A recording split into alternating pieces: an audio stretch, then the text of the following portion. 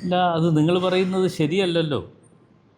ഒരു വിസ്മയം എന്ന് പറയുന്നത് ഞങ്ങൾ കഴിഞ്ഞ ദിവസം 2 കാര്യങ്ങൾ അവിടെ കാണിച്ചു കൊടുത്തു. അതായത് വിഴിഞ്ഞത്തെ തെരഞ്ഞെടുപ്പുമായി ബന്ധപ്പെട്ടുകൊണ്ട് UDF വിജയം കൈവരിച്ചു. 1 അത് LDFിൻ്റെ കയ്യിലിരുന്ന സീറ്റാണ്. അതുകൂടാതെയാണ് കൊട്ടാരക്കര നിയോജകമണ്ഡലത്തിൽ ദീർഘകാലമായി MLA ആയിരുന്ന ശ്രീമതി ഐഷ പോറ്റി ഞങ്ങളോടൊപ്പം ചേർത്തത്. അപ്പം ഞങ്ങൾ ആ കാര്യങ്ങളെക്കുറിച്ച് പറഞ്ഞു. മറ്റ് കാര്യങ്ങളെക്കുറിച്ചൊന്നും ഞങ്ങൾ പറഞ്ഞിട്ടില്ല. അത് നിങ്ങൾ ഉണ്ടാക്കിയ ഒരു വിസ്മയമാക്കിയാണ് ഞാനതിനെ കാണുന്നത്. ഞങ്ങൾക്ക് അറിവില്ലാത്ത ഒരു കാര്യം നിങ്ങൾ വിസ്മയത്തിലൂടെ കണ്ടു അല്ലെങ്കിൽ കാണുന്നു എന്ന് നിങ്ങൾ സംപ്രേഷണം ചെയ്യുമ്പോൾ അതിൻ്റെ ഏതെങ്കിലും തരത്തിലുള്ള സോഴ്സ് നിങ്ങൾക്കുണ്ടോ എന്നതിനെക്കുറിച്ച് കൂടി നിങ്ങൾ ആലോചിക്കേണ്ടതാണ്. ഈ മറുചോദ്യം, ഇങ്ങോട്ട് ചോദിക്കുന്ന ചോദ്യങ്ങൾക്ക് മറുചോദ്യം അങ്ങോട്ടും വരും എന്നുള്ളത് കൊണ്ട് നിങ്ങൾ കൂടി അത് ആലോചിക്കേണ്ടതായിട്ടുണ്ട്.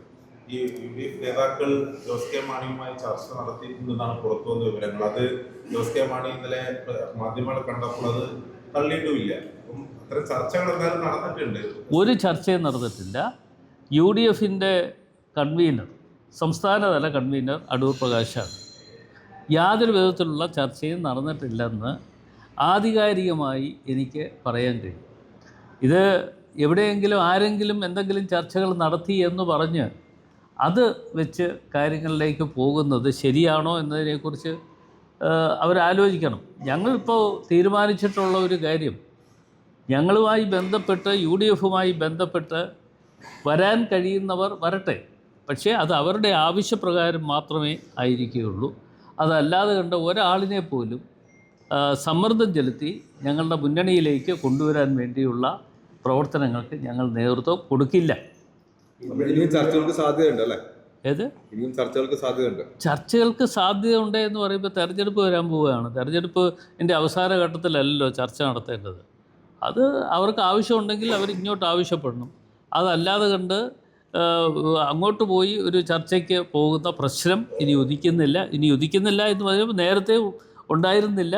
അത് നിങ്ങൾ ആണ് ഇതൊക്കെ പറയുന്നത്, നിങ്ങളാണ് സംപ്രേഷണം ചെയ്തത്. ജോസ് കെ മാണി വരാൻ പോകുന്നു എന്നൊക്കെ സംപ്രേഷണം ചെയ്തത് നിങ്ങളാണ്. അത് എവിടെ നിന്ന് സോഴ്സ് കിട്ടി എന്ന് എനിക്കറിയില്ല. അത് നിങ്ങൾ തന്നെ പറയേണ്ടതാണ്.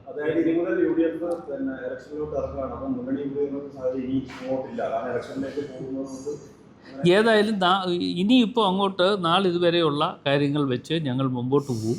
ഓരോ ദിവസവും ഓരോ മുന്നണിയിൽ മാറ്റങ്ങൾ ഉണ്ടാക്കാൻ വേണ്ടിയുള്ള ചർച്ചകൾ ഒരിക്കലും ഉണ്ടാകില്ല.